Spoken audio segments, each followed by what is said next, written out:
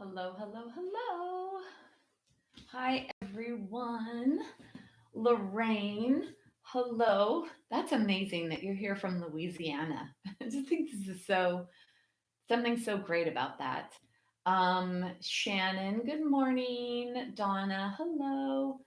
Um,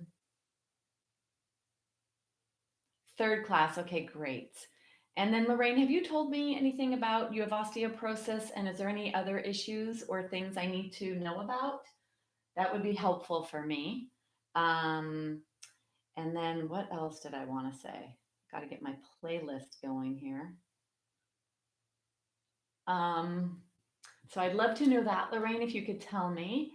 And then, hi, Sharon. This is your first class. Can you tell me, is there anything I need to know about your body? Do you have osteoporosis? Are there any limitations or issues in your tissues? I'd love to know that. Anne, do you have osteo? I think you told me that you might. So I'd love to know about that. Carol, good morning. Sharon, Mariana, Kathy, hello. I know you're back. Judy, number one. And then Christina's here. Jeannie's here. Carolyn, osteopenia. Okay. Um, Many of the people that are in class are ladies that practice with me or have been practicing with me for some of them for 5 years or even longer, actually. I'm going to say longer because I was teaching at the hospital since 2014. So that's 6 years. And hi, Shizwe. Good morning. So many of these ladies practice with me often for years. And um, and then we have new people. And it's so interesting for me because I can't see you. And it's really the seeing you part for me is then I can assess what your range of motion is, what your limitations are, what issues are noticeable to me, and then what you share with me, and then also your movement patterns so that I can help you stay safe.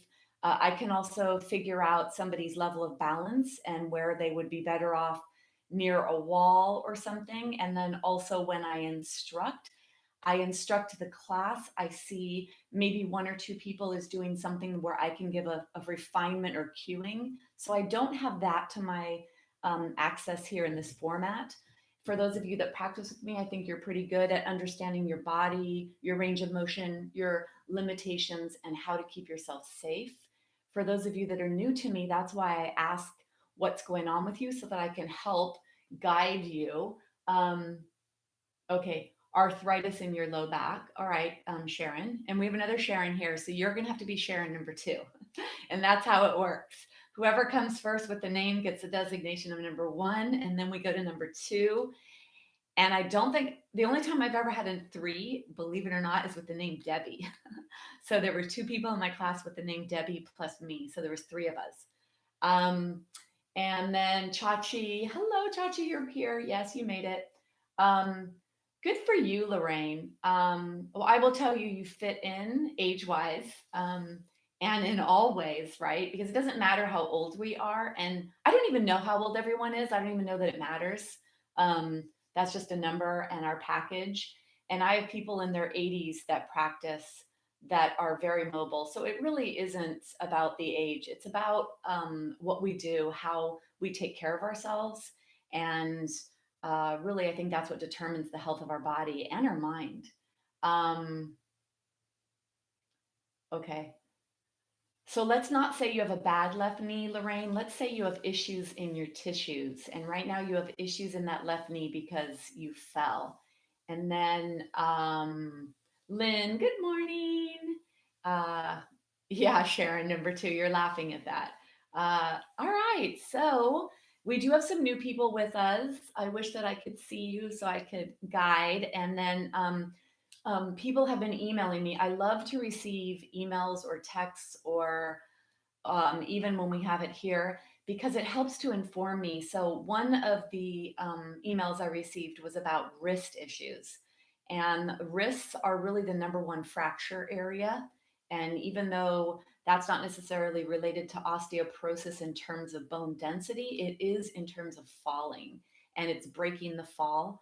So, we will do a little bit with risks today, and I'll speak about risks and some things to be aware of in terms of not avoiding things that are, of course, we never want to hurt ourselves. So let's put that out there, that you listen to your body, you do what you can do, and that we keep yoga safe for any age, for any issue in our tissues.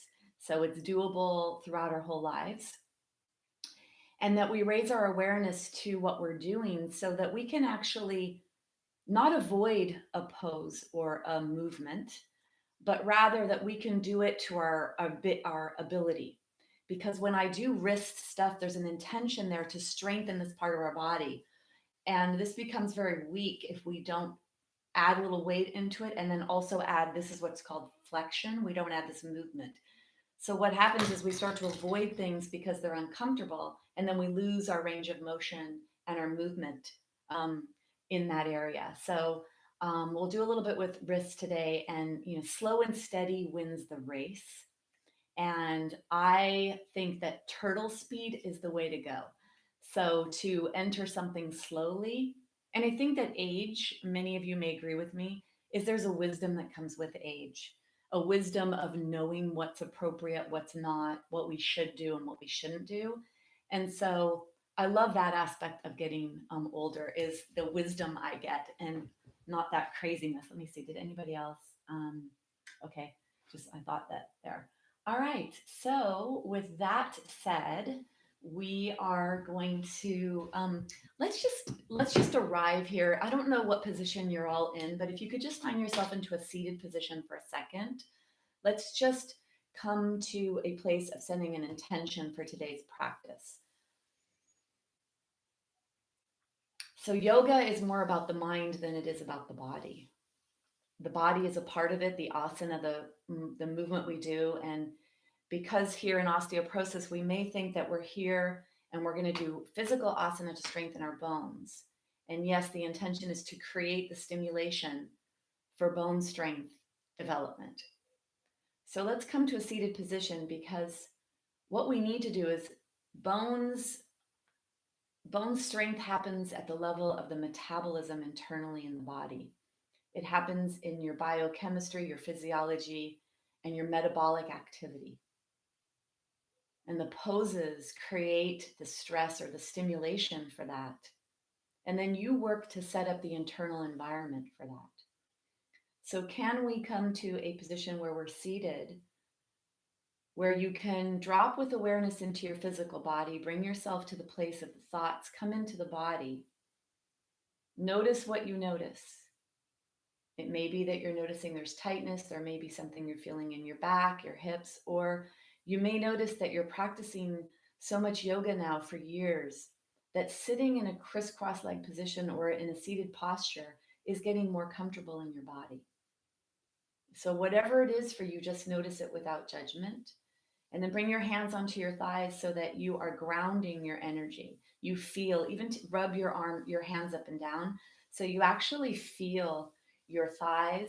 And then let's slide our hands down to our kneecaps, and gentle circular patterns with love, sending a little extra love to the knee joint. So whether you have issues in your tissues, whether part of your knee joint at this point is non-organic and made out of plastic, titanium, and ceramic, if there's any ceramic parts there. And then slide your hands up to your hips. Hips are right where the legs attach to the body, not at the sides, but rather in the front. And just a little circular motion there. We're going to send a little stimulation to these areas today, and we want them to feel safe with whatever we're bringing into them. And we also want to make this connection to these joints in our body. And then just bring your hands to a standstill position. Let's take 3 deep breaths intentionally, keeping the mouth closed, breathing in through the nose and out of the nose. Be with your breath. Follow the breath in the nostrils. Follow the breath out of the nostrils.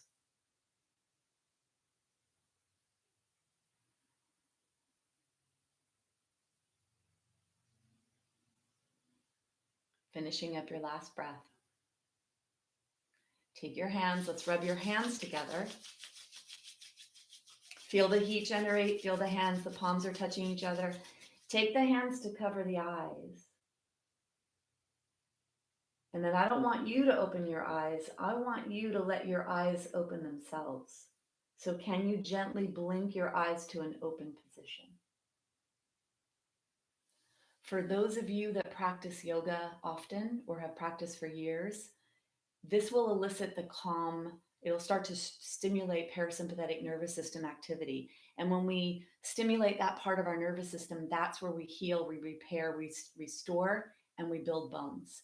So some of you may not even experience that, but even that short period of time for me, I feel such a heaviness come in because it's something I practice often.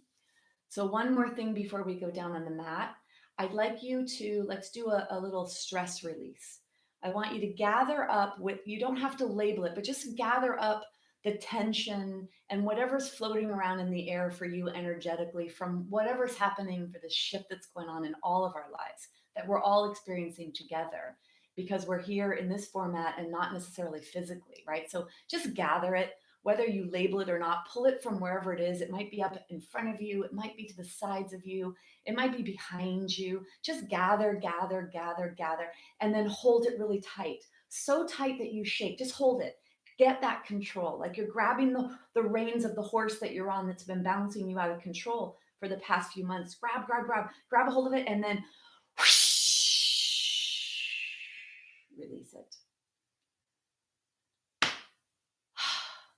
So that little tool I'd like you to bring into your days, especially those times where you're feeling the heaviness of what's going on in our lives right now, and just releasing it. When I was in India, I think they told me they do this with all of their patients, and they actually said, well, you know, the way that her terminology was, all of our mental patients. So I think that she was speaking about the mental, emotional aspects of us, our thoughts and everything. So having a mat is great. And if you don't have one, that's okay also. Notice here, before you go down, for those of you that buy the new mats and you buy the really thick mats because they're more cushy, especially for knees, when we're on our knees, they're like banana peels. They're made for Pilates and exercise to be put on rugs. And so if they're on a wood surface or tile, it's like a banana peel. So notice that. And then have a blanket, have a block, have a strap. If you have a bolster or pillows or something that can bring the most comfort to your body, that's something we do at the beginning and the end of class to really stimulate that parasympathetic nervous system, the place where you build bones. And a chair, we may use a chair today. Actually, we will use a chair today, or a wall or a piece of furniture. So get those things before you come down. And the beginning of class is to drop in and to connect the body and the mind. So I'm going to suggest that we just do a basic position today, unless you're already in something or you want to do something else that's familiar to you. I'd like us to use the floor here as the way to correct our posture. So you're either going to have a bolster or pillows for underneath your knees. You're going to have a blanket or pillow or something for the head, or nothing.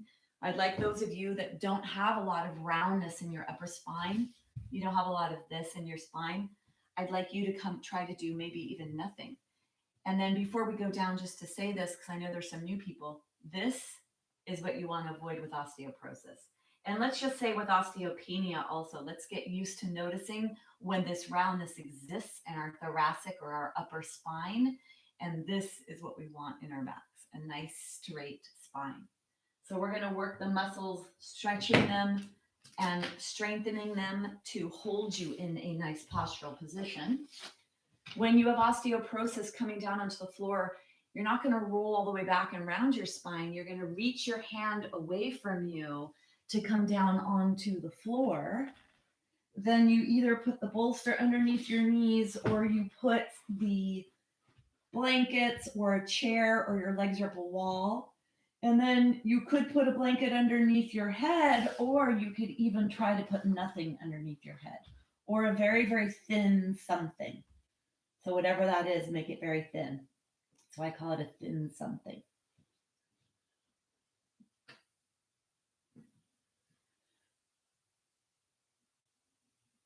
want to come down to the floor because I'd like to do the 3-part breathing.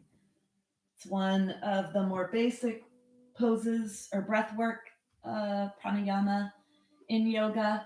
And I find that it's great because you get a lot of feedback here. So at first, let's take our arms out to the side. Reach your legs long. So if they're down like this, you can lift them up and long. And if you're up against the wall, reach your heels up towards the sky, whatever you're doing. Just bring length into your body. Arms are out to the side. Let's then come into bent to elbow position and just do a little bit of floor angels.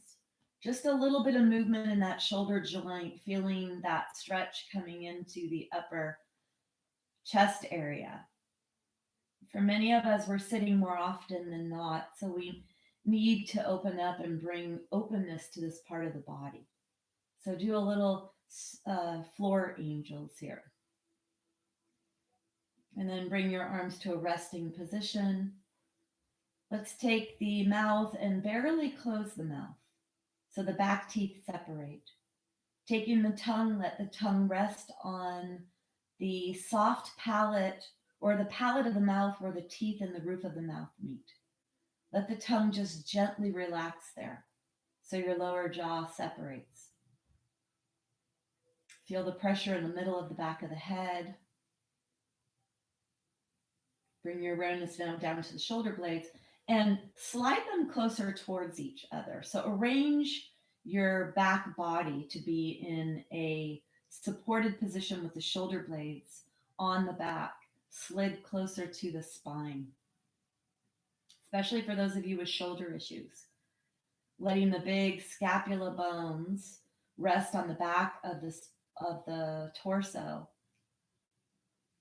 helping to bring that joint into a more posterior presentation, take that pressure off that anterior section of the shoulders.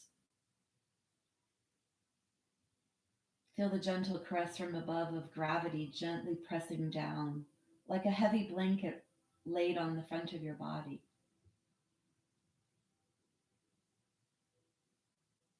Then feel the next point of connection, which is the sacral area. It's the base of the spine that's in the pelvis. Feel that top edge of the pelvis connection to the floor. Then feel your legs touching what they're touching. Either the back of the thighs are on a bolster, or the calves are on blankets or pillows or a chair. The heels are on the floor or up against the wall. Wherever you are, just feel the parts of you that are being supported by the surface that's supporting you. And let's bring our left hand onto our chest area and the right hand down on the belly area.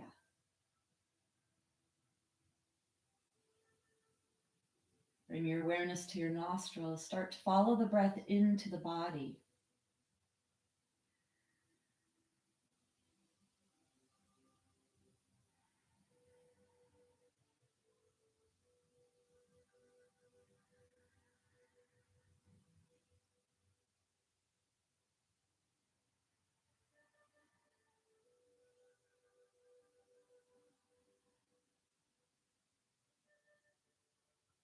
And then bring your awareness to the chest. Follow the breath in the nostrils to the chest. So you feel the left hand that's on the heart moving, rising and falling with breath. Don't press your hand into your chest.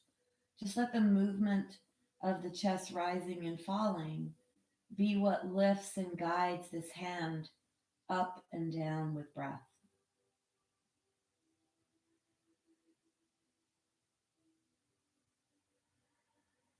And bring your awareness down to the belly. Start to bring the breath deeper into the lungs. First down to the lower ribs. So bring your awareness to your lower ribs as you guide the breath deeper into your lungs.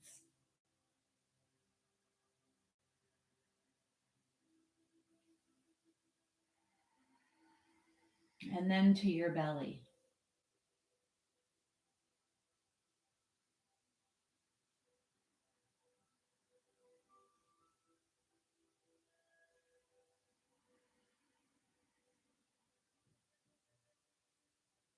Allow your hand to go along for the ride.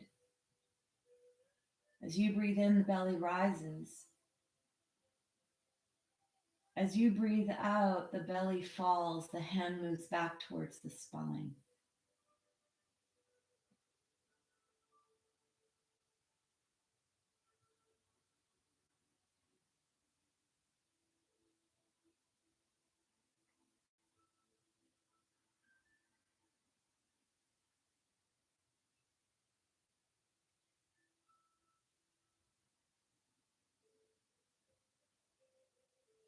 Letting the belly rise and fall. Let the hand rise and fall with the belly as you breathe in to the lowest part of your lungs.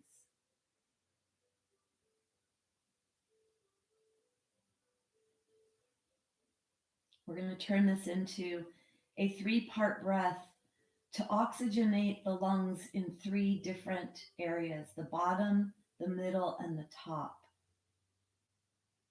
For most of us, we do shallow chest breathing and we breathe into the upper lobes of the lungs. So we're going to intentionally focus on deepening our breath. And it's the hand on the belly that's going to reveal that the diaphragm is drawing in that deep breath into the lower lobes of the lungs. And this is where the majority of the oxygen saturation takes place, in the lower lobes, closer to the heart and the lungs.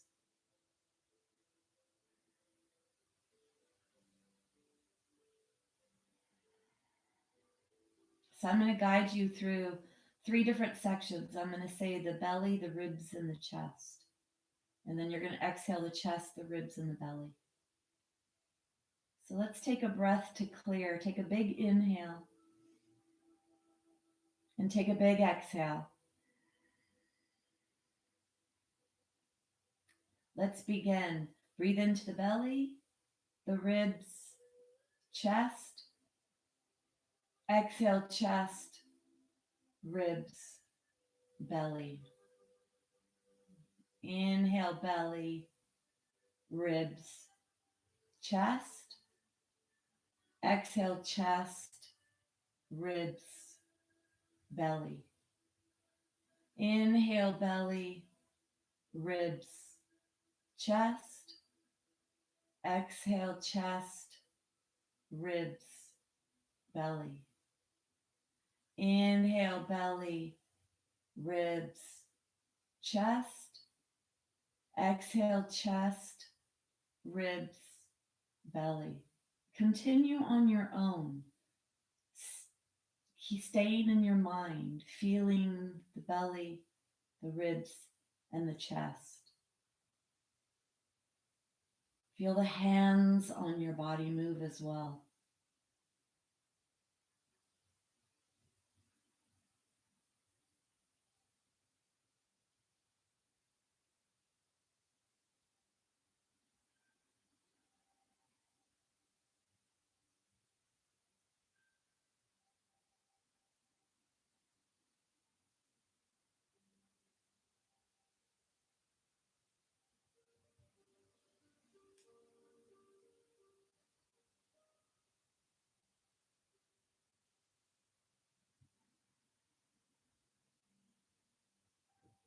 Stay with the breath. Stay with feeling your lungs and your belly move.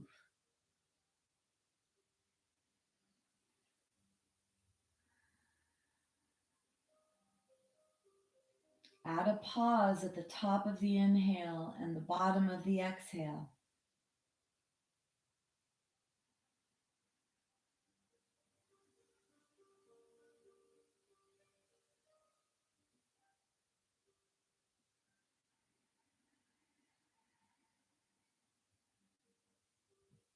Take 3 more breaths like this.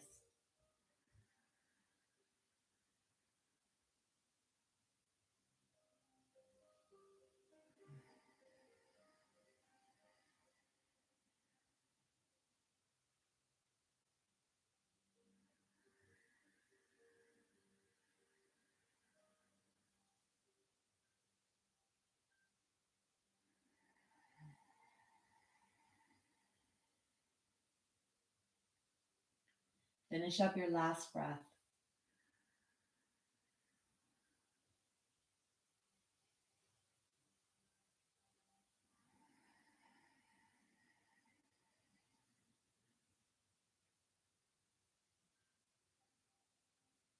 When you finish your last breath, bring movement to your fingers and to your toes, wherever you are, to your wrists, to your ankles. Maybe you feel or hear some popping or some sounds. As long as there's no pain associated, it's just movement through the joints. Bringing the knees into the chest, holding onto the knees and rocking side to side. Feel the low back press into the floor and feel that gentle massage you're giving yourself. For most, this is a relieving position in the back. It relieves discomfort. This is flexion of the lower lumbar. Maybe even with the arthritis. I can't remember who it was that's new to me that told me about the arthritis in the spine. Arthritis, when we bring motion into our joints, motion is lotion, and it helps to lubricate and to minimize some of the discomforts from arthritis. Let's roll ourselves onto our right side. Then you're going to, when you come up, you're going to lead with your shoulder, not your head. So press your left hand into the floor strongly. You can use your left leg also to push away and help bring yourself up to a seated position. So the work that I share with you in this Yoga for Osteoporosis class, I am heavily influenced by the work of Dr. Lauren Fishman, number one. Number two, I'm heavily influenced by my own journey of having to have a total hip replacement and all the feelings of that injury, those issues in my tissues. So what I would like to suggest is that what I'm here to do is to teach you physical poses that are going to cause stimulation in certain parts of our body that are really important when we have osteoporosis, and to raise your interoception or your somatic awareness of your own body.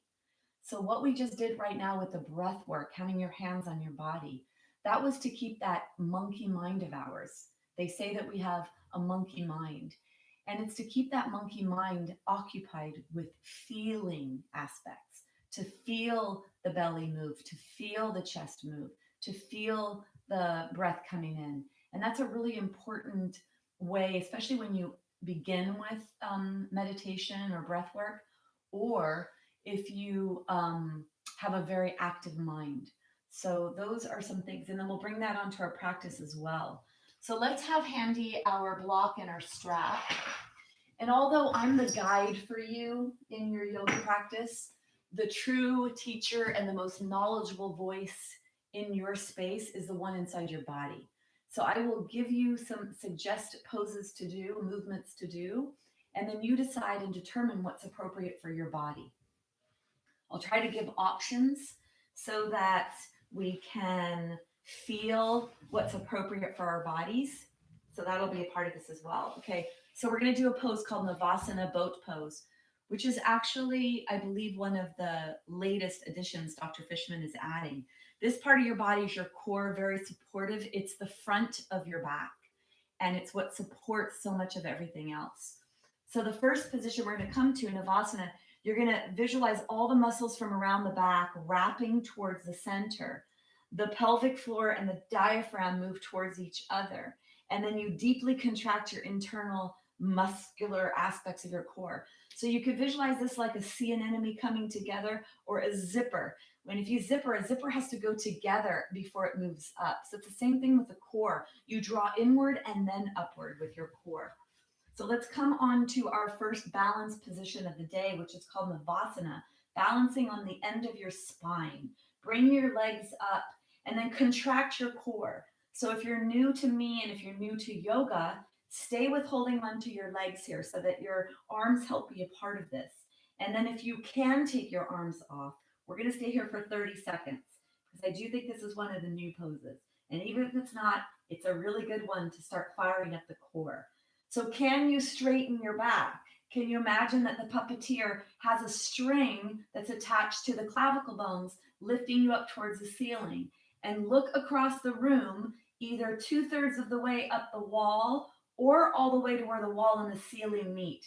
Don't look down. Keep your throat nice and open. Take one more breath. And then go ahead and grab onto your legs. Let's bring our feet down. Let's roll over to our sides. We're going to come down onto the back, warming up the body. Take the arms, the hand away from you, come all the way down, and then lengthen your body. We're like a sausage, all wrapped up with this connective tissue. So stretch your body, flex your wrists. So this is flexion. Flex the wrists at the top of the mat. If you were standing up, you would be holding a tray facing up towards the sky. So the fingers are out to the side, the wrists are reaching up towards the wall behind you, and hopefully you feel something stretching in your belly as you pull your rib cage away from your pelvis, stretching that center body. Take one more breath. And then you're going to exhale, draw your left knee into your chest and draw your left knee in deeply. Draw that knee in really deep. The right leg is straight. You feel that lengthening along the right psoas. And then let's take that leg out to the side and bring it back. Out to the side and bring it back. Keep your knee up really high. So try not to have your knee down here. Try to bring your knee up if you can. And then we're moving in this hip joint through external rotation into external rotation. Then bring yourself back up to center. Let's warm up our hamstring. This is one of the muscle groups we use or we work with, the adductors and the hamstrings, to stimulate the pelvis to get a little stronger. And then come into the held position if you can. So if you're new to me, I don't know your level of fitness. This is a pretty challenging place to be. Maybe for you, your knees are bent. For those of you that are getting a little stronger or already are, try to come into a 90-90. Flatten that foot up towards the sky. Press the belly towards the spine. Point that foot, and then let's slowly, slowly, slowly lower that leg all the way down. Inhale, let your arms come overhead. Stretch your body glove. I want you to feel whatever you feel stretching, creating movement and creating freed up communication in the nervous system. Then on the exhalation, you're going to bring in that right knee into your chest. Leave that left leg nice and long. Draw the knee in as deep as you can for your body. This is flexion in that hip joint. Some of us have cranky hips, and we're trying to lubricate and warm up that joint. Then holding on to that right knee, you're going to open it out to the side and then bring it back. You can add breath here, inhaling to open, exhale to come back. Typically in yoga, when we lengthen muscles, we inhale. And then when they contract or when we come back to the center of the body, we exhale. So usually an inhale is lengthening or moving away from the body, and the exhale is drawing back towards the body. Bring your hands underneath your thighs. Let's do some warming up of that hamstring muscle. You're going to inhale and exhale here, moving that muscle. Inhale and exhale. Inhale to unbend, lengthening, exhale to bend. And then let's come into that 90-90. So maybe you can, and maybe this is you, really contract that core like crazy. If you are at 90-90, can you get the sole of the foot up towards the sky? Moving that right leg towards you and the left leg into the floor. If you press that leg down to the floor, it'll help you. Point the toes, lengthen, lengthen, lengthen, lengthen, lengthen. Getting really long as if you were a ballerina. And then go ahead and bend those knees. The feet are really wide here. Take them off the mat. Take the palms to the side. The palms are up. And then the scarecrow position actually starts to stretch that shoulder joint area, the chest area. So whatever's appropriate for you, keep your hands on the floor. If the wrists start to bend up, you've gone too far. So go to where you can before your wrists go into a flexion position. Then you're going to inhale, your legs go over to one direction. Doesn't matter which. Exhale, come back to center, and then inhale to the other direction. Starting to warm up the hip joint. Go really slow here. Your leg is moving through internal and external rotation. Keep the back ribs on the floor. Allow this to be the legs and the pelvis that are doing the movement, and mostly the legs and not so much the pelvis. So let it be that your legs are really rolling around in that hip joint. getting that lubrication to come in. The next time your legs go over to the left, stay there. And then reach the right hand off the floor. Flex the wrist and reach the right hand diagonally away from you.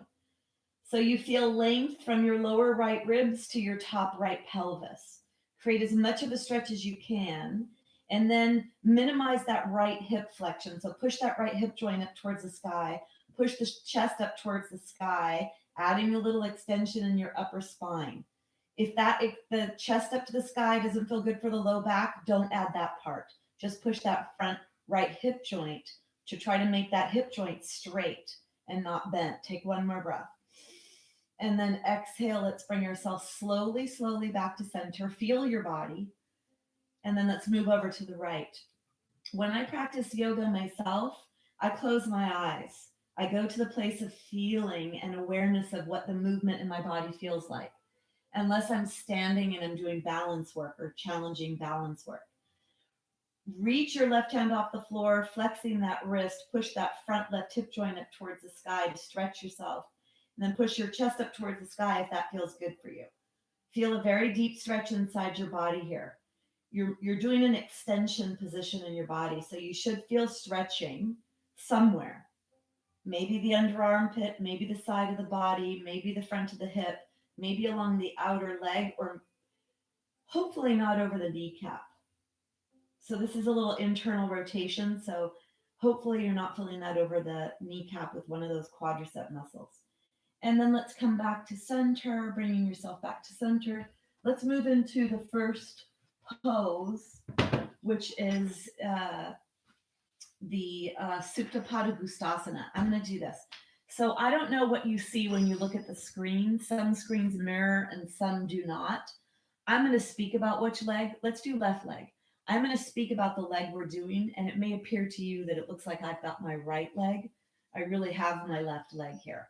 So try to just do what I say instead of watching, because the different screens do different things.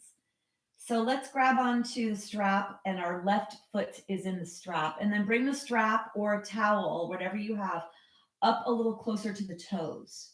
So you have this flexion position. If you'd like to straighten your right leg, you can. And if that's bothersome for your body, you could bend your leg. And then keep the leg straight. That's what's important. Do not bend that left knee. Draw that left leg back towards the wall behind you. Draw that leg back towards the wall behind you. If you could push that left tushy cheek into the floor, feel that you're pushing the left tushy cheek into the floor.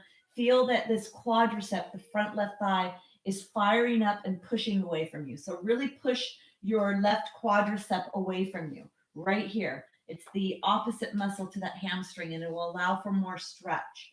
You're drawing the knee towards the wall behind you. You're firming up your quadricep, pushing that leg away from you, holding onto the strap, drawing the leg to the wall behind you. Feel that stretch behind your thigh.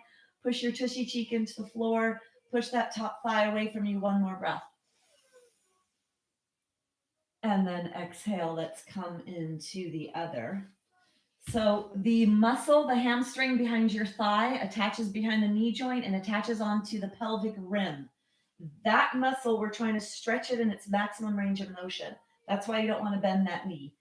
And because of that, we will pull on the pelvis. Bring your strap a little closer to your toes, not all the way up, because then you're going to start to feel a lot of calf work there as you add that plantar flexion.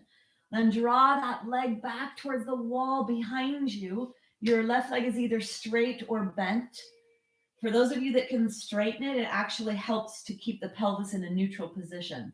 So it could be a deeper stretch if you have that ability in your body.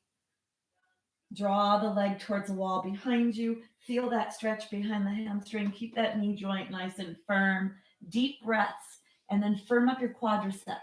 Firm the quadricep up and push your leg away from you with this muscle here, allowing that hamstring to soften and relax and pull on the pelvis where it originates. If you could push your right tushy cheek into the floor, you'd have to contract your core here and push your belly down to try to keep that right tushy cheek pressing into the floor. Take one more breath. Go ahead and bend the knee. We're going to soften it. We're going to come right into our next pose. You're going to take your hand in whatever it is you're holding. Keep your leg up, and then you're going to lengthen your leg straight out to the side. So let it go out to the side as far as it will, as long as it will, as long as it stays up near the wall behind you. If that leg moves forward at all towards the foot part of your mat, stop.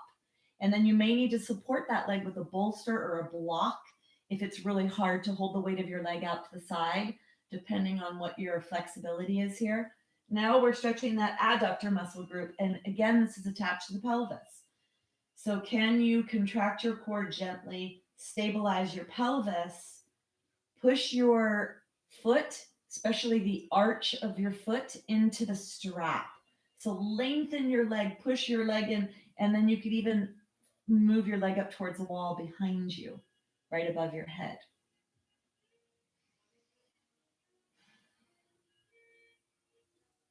Take one more breath. And then you can either bend the leg or keep that leg straight. If you keep it straight, you're going to need a lot of core work to bring that leg back up. So I find for most, bending the leg is a little safer for them.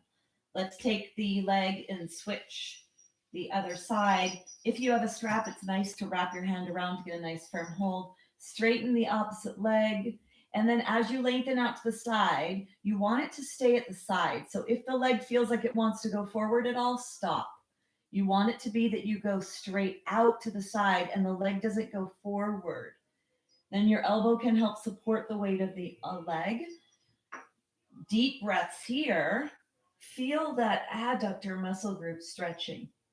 And then push into the arch part of the strap. Feel whatever is happening, and especially feel that inner thigh muscle stretch. You can move the leg up towards the wall behind you. That'll deepen that stretch. Push into the arch part of the strap. So part of the work we do in this class is we pull on bones to stimulate growth. And the other thing is we add compressive force. This is tensile pressure, different angles in the joint, different angles of the bone. And then we do compressive or strength, body weight type work. Take one more breath. And then you can bend the leg or whatever to come back up to center, either straight leg or bent. Let's bring the strap onto the side. Just bring the knees into the chest for a second. Then take the feet onto the floor. Lift the pelvis up off the floor for a second and put it back down. You're going to move the blanket away from the back of the head. We're going to do the bridge pose. So you do not want to look side to side with this. So just look at me for 1 second. This is what bridge pose is. Okay, we're going to come up and the weight is cascading down to the upper body. That's what bridge pose is. Okay, I'll guide you on how to get up there. And once you're there, please don't look side to side. So bring a block between your knees. Have your feet on the floor. Have your hands down alongside your body. And then sliding the shoulder blades closer to the spine. You're actually rolling the arms in the socket. So you're taking this outer arm area and you're tucking it underneath your body so that when you come up, you have a little pad to rest on. And that allows for greater extension in the upper thoracic spine. Press your feet into the floor, squeeze your block, let your low back go to the floor first, and then, so that's a posterior tilt. Lengthen the back of your head, tuck your chin towards your spine, squeeze your block, lift your body up, up, up, tucking your shoulders a little more. If you can clasp without any part of your rib cage resting on your arms, you could come to a clasp position. And then if you can't do that, just bend your arms. Palms face each other and use the upper arm bones to press into the floor to get even more lift off of your rib cage away from the floor. Squeeze the block, move the knees away from you. Okay, for those of you that have been with me for a while or have a pretty strong practice, if you want to bring one foot off the floor, you've got the block there, so you're only going to be able to lift it straight away, and then you could switch and lift the other leg. So that's a little advanced. I wouldn't recommend that for somebody just starting out. If you're just starting out, I would do the bridge and try to get the pose in your body. Squeeze the block, move the knees away from you, contract the tushy. Chin goes towards the chest. strengthening your back for balance, for posture. And then this is the part of the body where most fractures occur, is in the spine. So strengthening the spine, strengthening the muscles that support good spinal health. Deep breaths down to your belly. Squeeze your block. Feel the power in your body here. Close your eyes and feel your tushy. Feel your back. Push your heart up towards your nose.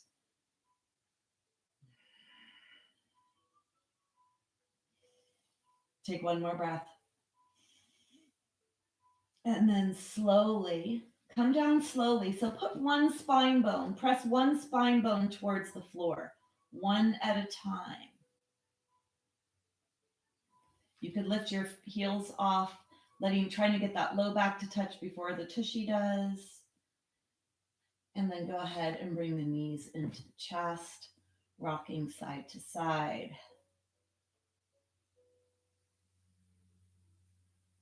Let's roll all the way onto our bellies.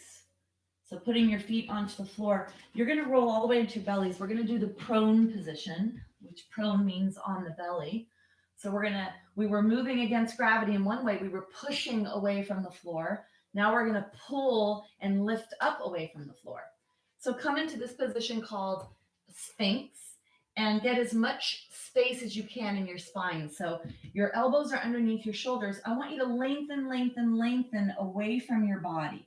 Lengthen away from your body as you come down onto the floor. Take your arms alongside your body.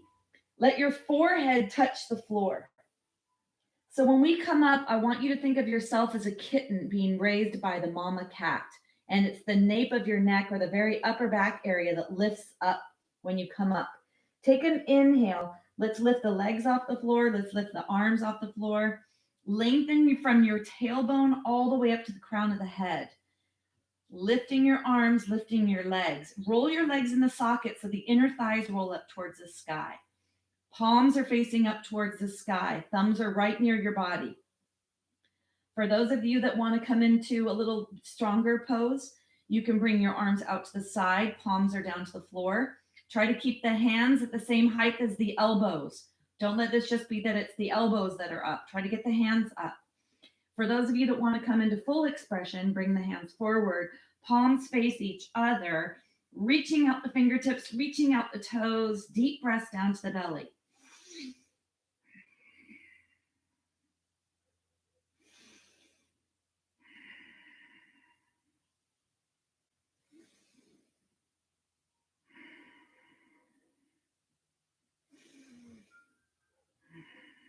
Take one more breath.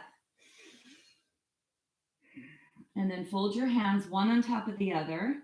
Let the forehead rest on the back of the hands. Spread the legs wider than the body and wiggle the pelvis back and forth side to side. So wiggle your body as if it were a Jell-O mold and allow the skeleton to settle in a safe place or in a relaxing position. So just wiggle back and forth, wiggle, wiggle, wiggle, wiggle, wiggle.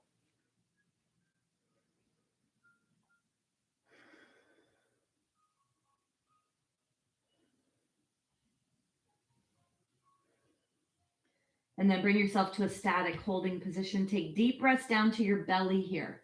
So we just did two things for our back. So you probably feel your back right now because we worked our back. So breathe all the way down to the belly button, as if you had that hand on your tummy, and feel how that relieves that low back. If you breathe down to your belly, it adds a little flexion deep inside the body, deep inside that low back.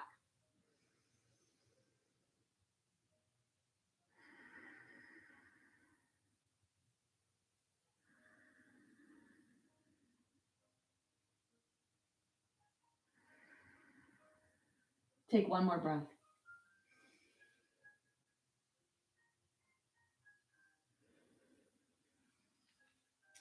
Let's come here onto Sphinx pose again.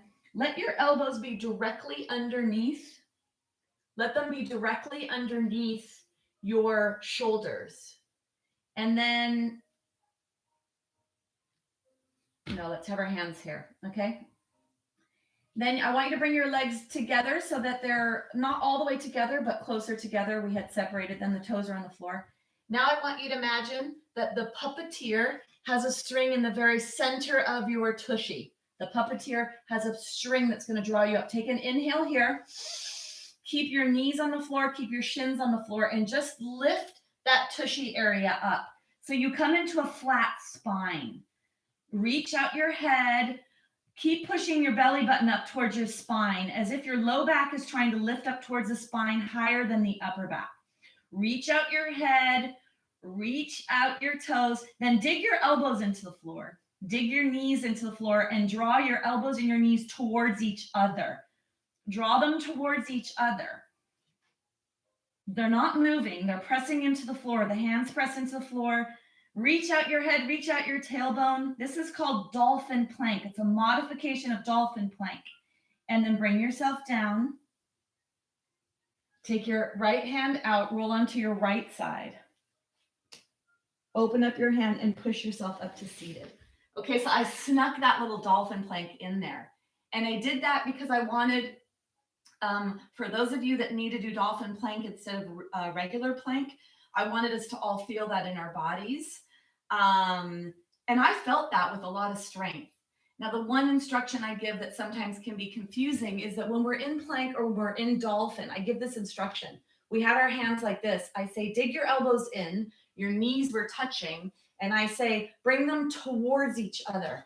I'm trying to get you to bring flexion into your body. So you're trying to bring a little flexion or a little posterior tilt into the pelvis. Anyway, okay. So you guys can like throw eggs at me later.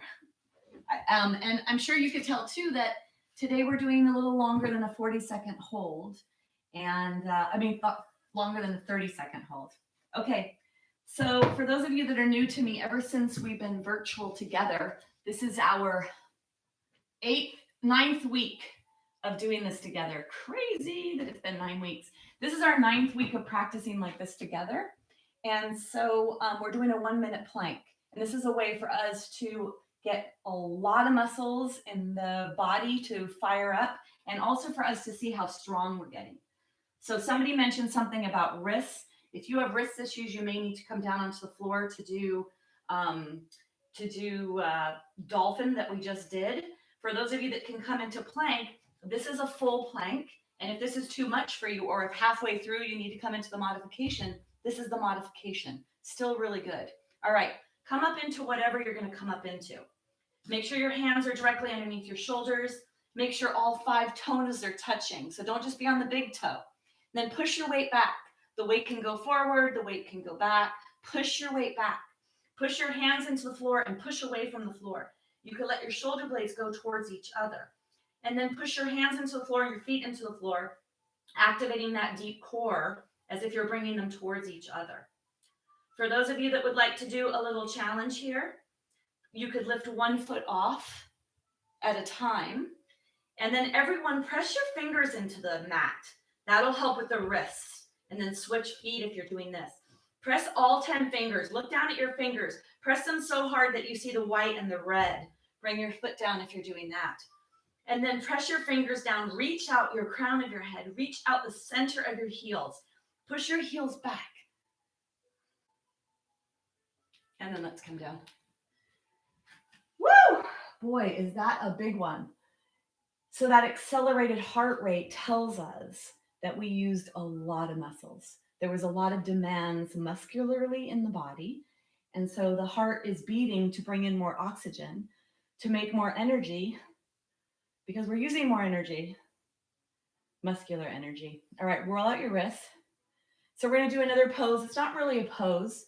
This is what Dr. Fishman will say. We're going to do this. It's not really a pose, but it's something that's important. So I'd like you to sit on your bent feet like this, if you can. I'd like you to bend your feet and sit on your feet if you can, and not everybody can. That's okay. If your knees don't like to bend, you could do it like this. So come on your feet, toes, sit on your toes. Take your hands like this. Let the backs of the hands face each other. Palms are facing away. Take your left wrist on top of your right wrist, and then clasp your hands. Drop your shoulders. Make sure you're not wearing shoulder earrings. So drop your shoulders. Slowly, slowly start to twist the wrists as you bring the hands through. You may be able to go to full extension. Not everybody can. And then play with this. You want to feel that left wrist getting a lot of stimulation. So you're either going to lower your hands here, or maybe for you, raising the hands gives more stimulation. So Dr. Fishman was saying that lowering the hands, it's what he was recommending, is to lower the hands and then have the hands away from your body. Just feel that tension you're creating in twisting and rotating, creating stimulation in that wrist joint so that there's more play in that wrist joint, so that you become bendable and not breakable. So that if we do fall and we need to reach for something to break our fall, maybe we strengthen this area or allow more range of motion in there. Take one more breath. And then let's come out. So this is one of the new poses that he does that is a 30-second hold. Take your hands. Maybe you feel that tension in the left there. That was the left wrist on top. Now we're going to do right wrist on top. Notice if you're doing shoulder earrings, lower your shoulders. Bring your hands slowly down and around. This adds a rotation to the wrist. If the feet are bothering you at this point, because that's a lot of stimulation, a lot of strengthening for the foot, come and sit on your heels here. Or if you're up, have your toes flat on the floor. Let the elbows be out to the side. You can lower the arms, you can bring them up, whatever feels right to you. So there's all these different areas of our body that's important to focus on. We did a lot today for the core. We've done a lot of spinal support, a lot of trunk support, which is supportive for posture, supportive for balance. And then bones don't break because they're brittle, they break because we fall. So fall prevention is very, very important when it comes to osteoporosis or yoga for osteoporosis or raised awareness around osteoporosis. Lower your shoulders. Take one more breath. And then let's go ahead, take ourselves out of that. Let's come up like this if you're not here already. Bring a foot forward, flip the back toes under, take your hands on top of your thighs, body weight goes back, and then the body weight comes forward as we bring ourselves up to standing. So we're going to need a chair for this, or a wall, or a piece of furniture, something to hold on to maybe. And then be careful with yourself. Do what's appropriate for you. That's really important. So we are going to come into a pose called triangle pose. And let's get a block. Let's do one thing before we do that, especially because there's some new people here. Bending happens at the hip joint. So let's take our legs, bring our legs close together. The big toes touch, the back heels are separated. And if this feels unstable for you, walk your feet apart a little bit. Okay, so if you could come with the feet closer together, if that feels okay in the hip joint, and if it feels okay in terms of balance, that's great. And if you feel a little bit unsteady with that, separate your feet a little bit, okay? So we're going to practice bending. Take your hands right in your hip joint, right? This is not where the hips are. This is where the hips are. The anterior portion of the hip, the femur bone comes up and angles in, right? So the leg bone angles in like that. And so that anterior portion.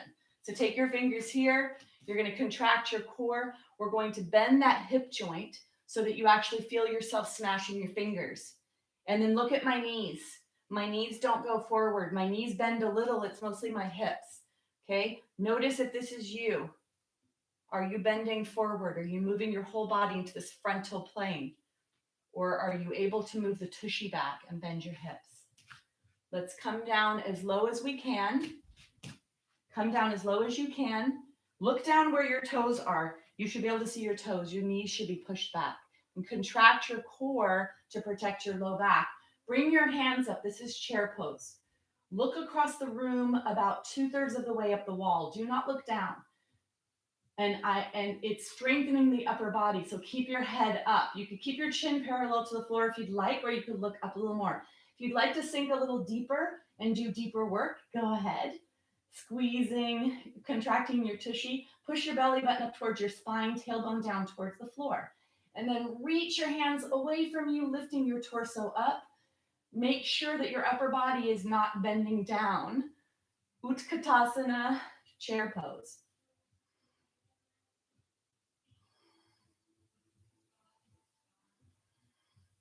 Look across the room, 2/3 of the way up. If you'd like to bend a little deeper in your joints, let it be in that hip joint. And then lift the torso away, push the belly button to the spine. Take one more breath. Bring your hands together, bring yourself all the way up. Shake your legs. And then let's bring our chair forward. We're gonna do our triangle pose. Let me just show you triangle pose before we come into it. I'm gonna show it to you without a chair, just because I want you to see, when you look at me, you'll be able to see, yeah, I could do that, or wait a minute, I'm gonna need a little assistance. So this is what we're gonna come into with our triangle. So for those of you that are pretty limber in your legs, you may find that a block will be okay.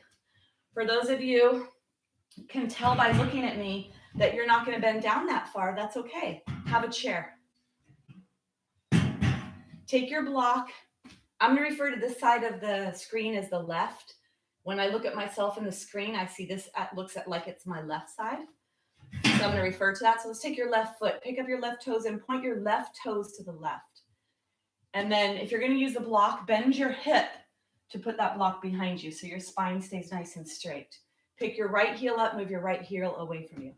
Legs are straight, so keep those legs straight. Straighten the legs. Active, very active right foot, making a really strong, lifting your arch off the floor. Push the big toe, the pinky toe, the whole entire pinky toe edge, and the heel, inner and outer heel, into the floor, and then lift up the arch.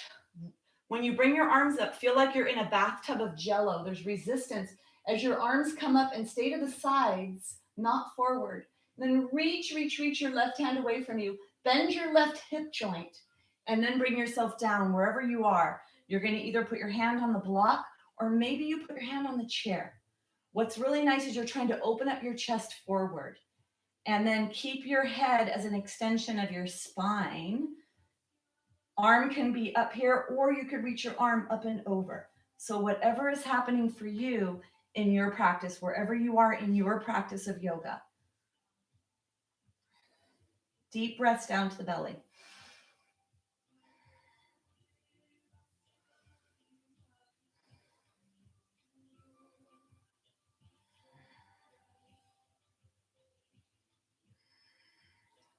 One more breath.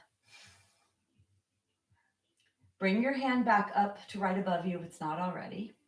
Push your feet into the floor. Can you bring your arm out to the side? Push your belly button to your spine.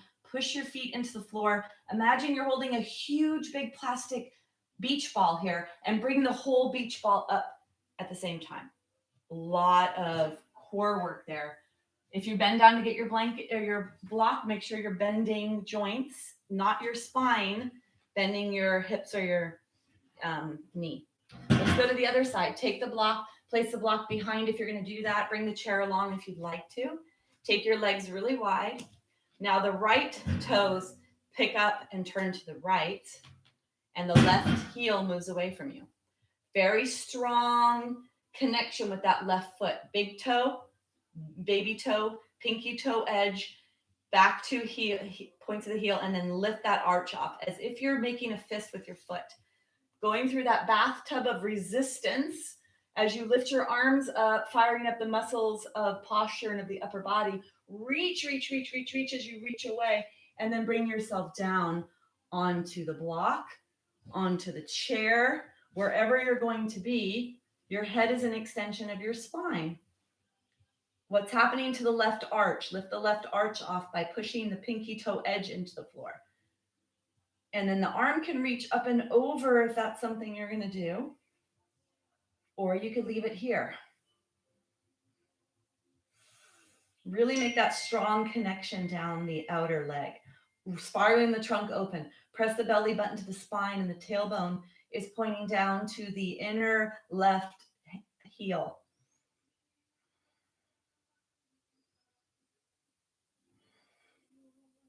If the neck doesn't like this, you could look straight down towards the foot, or you could look straight ahead. If you look up towards the sky, it's much harder for balance. So choose what's appropriate for your body and your level. Take one more breath. And then bring your arms straight up towards the sky. Push your feet into the floor, contract your core. Bring your right arm out to the side. As if you're holding a big, huge beach ball, and you're going to lift that beach ball away from you and up to come up to standing. And then go ahead and come out, shake your legs. See what this timing is like. Ooh, good. We still have time. All right. So I am going to do, Dr. Fishman said that if he had one pose for osteoporosis to strengthen the bones, one pose that he would have to use, this would be it. It's called twisted triangle, and it's the most challenging pose in the practice. So I teach it with a chair, and that's definitely harder.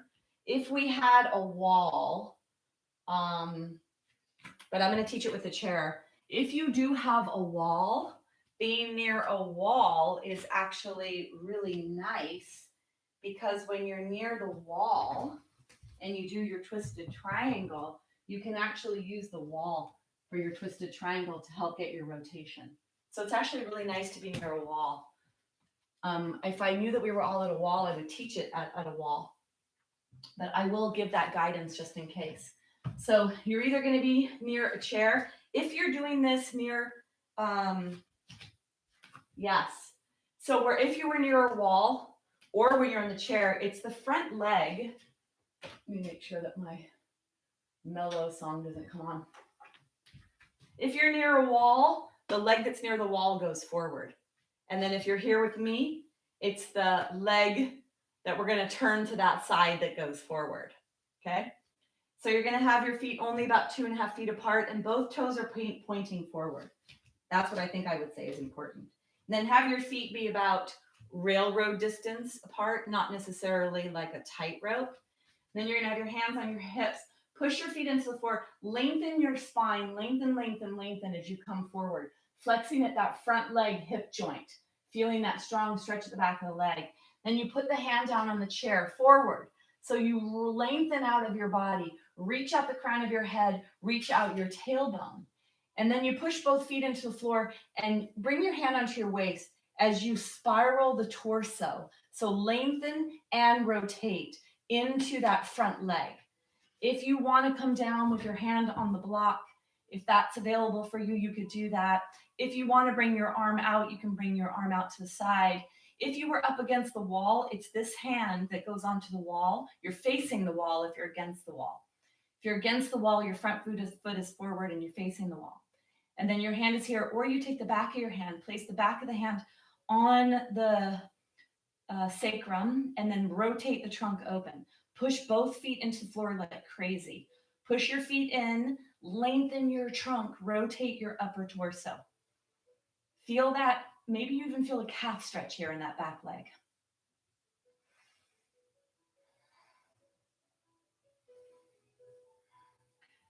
Strength, flexibility, and balance all wrapped up into one beautiful pose. Twisted triangle, take one more breath.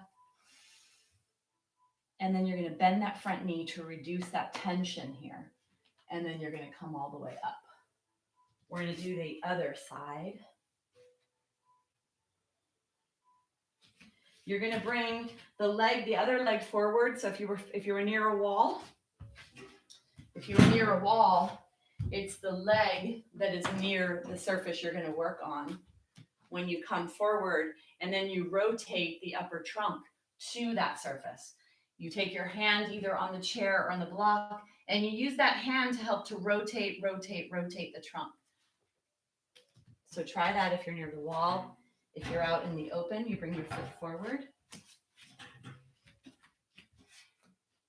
You lengthen, push your feet into the floor, contract your core, protect that lumbar spine. Come forward, put your hand forward.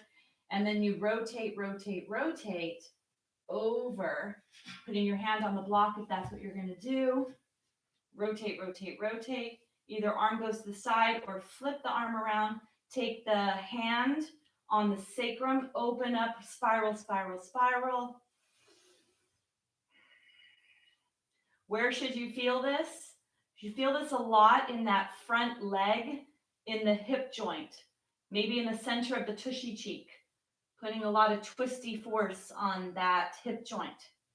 And then you also may feel this on the back calf or leg, especially if you push the back pinky toe heel into the floor of that back leg. Both legs are straight, no bend in your knees. Lengthen your spine, push your feet down, get long in your spine.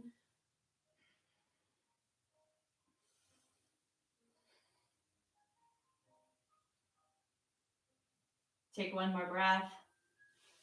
To come out of this, you bend that front knee, and then you bring yourself out.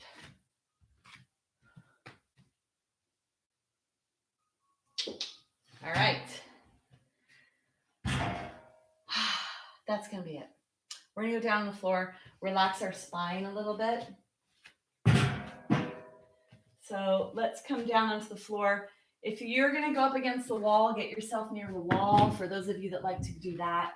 If you're going to come with a bolster underneath your knees or a chair, you're going to do that. But whatever we're going to do, we're going to come into a position so that we can take some tension, if tension was created out of our spine. Let your hand go forward, bring yourself all the way down. I'd like us to come into a happy baby pose before we end. So that would be spread legs, hands are behind our thighs as we draw the knees in deeply to the chest. If you're able to grab onto your toes, you could grab onto your toes. If you're able to grab onto your feet, you'll grab onto your feet like a happy baby. The legs, the feet are separated here. So don't try to grab your feet and then you bring your feet together. That's not the pose. I want to deeply stretch the inner thigh area, the pelvis, and settle the low back. Take one more breath. Then you're going to come into your Shavasana position. No talking from me. This is you to relax, to let go, to let the dust settle.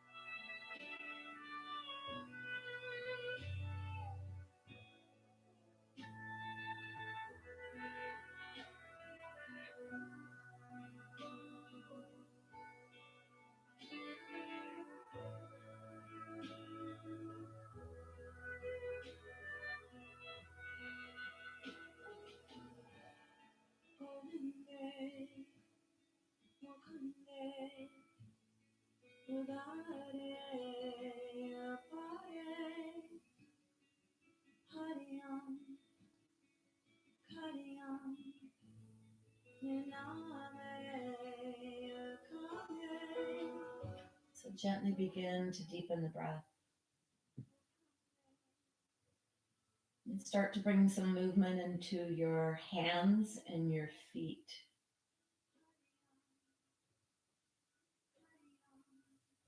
Into your ankles and your wrists.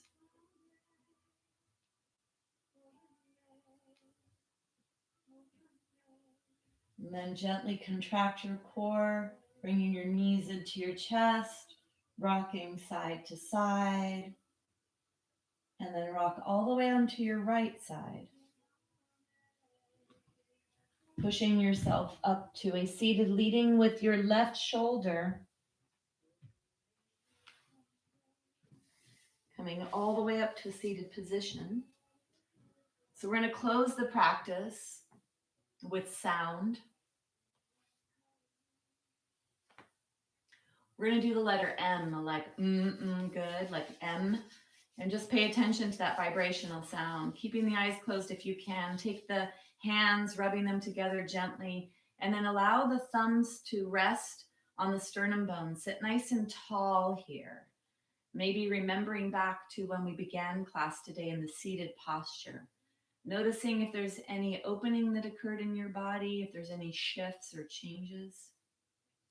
We're going to close with the sound, vibrating. Notice and pay attention to the sound in your throat, and then up to the back of the throat, the soft palate, which goes up into the sinus cavity. Take a deep breath down to the belly.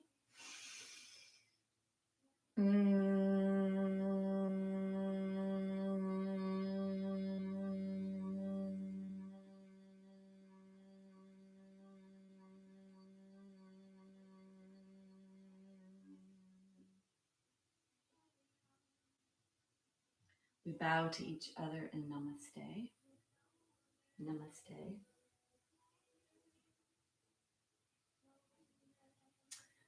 Thank you for joining me. When I was doing that, or before that, I was actually visualizing some of you, those that I know, and then even those of you that I don't know. And I was just thinking about, I don't know how many of us there are here. There could be when this sometimes it's over, it says there was 36 people, or I don't understand, but whatever it is, whatever the number of people is, we're all in our own space taking care of our health, our physical body. And it's not just the physical body. Yoga is so much more than the physical body, it's also our mental, emotional aspects. So I know that many of you are so appreciative that we have these classes, and it's good for me to have this. It's continuity, it's what we've done for years together. It's what I do and share because I believe so strongly. I think yoga is the answer for health and healing and wellness and overall well-being. I really believe that. That's why I do this. For those of you that practice with me, this would have been the first week of our new session. So we would have just finished 9 weeks, and it's just crazy. So this is our first week of our 8 week session, our new 8 week session. And who knows when we're going to get back together in the flesh, or if we are going to be back together in the flesh. So it's amazing that we have this, right? Okay, let me see. So I'd like to hear from a few of you. Uh, you love the dolphin pose. Yeah, Sharon, number two. It's a hard pose, so not everybody does. And if you're able to bring yourself up from that sacral or tailbone area, it's really nice and protective for the low back as opposed to hammocking. Donna, you're welcome. Shannon, you're welcome. And then Anne 26. I don't know what that's in reference to. Did I ask a question about numbers? I don't know. Or whatever it was. Um, Namaste. You're welcome, Jeannie. And Jeannie, thank you for sending your friend to me, Kathy. I was emailing her this morning. So I appreciate that. Carolyn, great. Yeah, today had a lot of mental awareness breathing. Christine, you're welcome. Um, oh, Oh yeah, yeah, I know it keeps going. Anyway, you're welcome, Sharon, number two. And then Shannon, yes, I'm appreciative and grateful. I think we all are that we have this, right? Great, Carol. Yes, thank you. So glad to have you here. And She's Way, Twisted Triangle. Oh yeah, She's Way. I know you. You're welcome, Lynn and Chachi. Yes, strong practice. So I hope it's not a deterrent for people that maybe are not at that level to practice strong, maybe not yet, and maybe not ever, because it's not about that we get to a super strong place. It's just we get to the strongest place for us to create that stimulation for bone growth. Kathy, so good to have you here. And then Jerry may be with us, Steve may be with us, maybe Joy is here. I'm trying to think who else lets me know that they're in the background and not always here. Let me see, Anne. Uh, yeah, okay, Anne, thanks. And then Chachi, um, yes, hit the like button, whoever, Sharon number two, you're right. Hit the like button if you like this. Subscribe below if you want more information. And Sharon number one. So you spell it differently. So I could call you Sharon O, Sharon I. um, See, Sharon, now you get a designation. You probably like that. Yeah, Steve. Did I say Steve? Oh my gosh, Yogi Steve is with us.